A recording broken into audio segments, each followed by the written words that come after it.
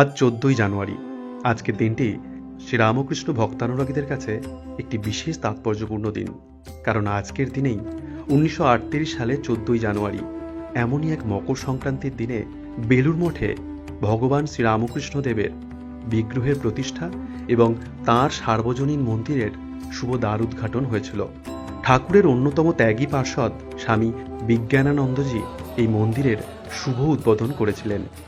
এই মন্দিরটি ঠাকুরের প্রদর্শিত যত মত তত পথ এর বার্তা বহন করেন। সেই দিনটি ছিল বড় আনন্দের। পুরনো মন্দির থেকে আত্মারামের কৌটো মাথায় নিয়ে স্বামী বিজ্ঞানানন্দজি মহারাজ চলেছেন ঠাকুরের নতুন মন্দিরের প্রতিষ্ঠা করবেন বলে।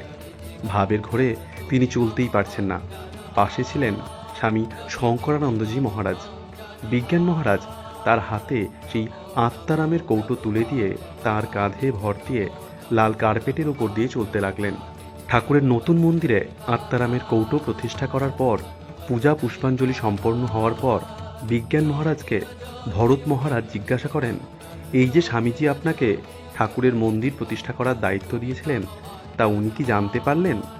বিজ্ঞান মহারাজ বললেন, আমি দেখলাম ওই যে মন্দিরের মাথায় যে উঁচু গোল গম্বুজ আছে, সেখানে স্বামীজি রাজা মহারাজরা সবাই দাঁড়িয়ে ঠাকুরকে প্রণাম করলেন।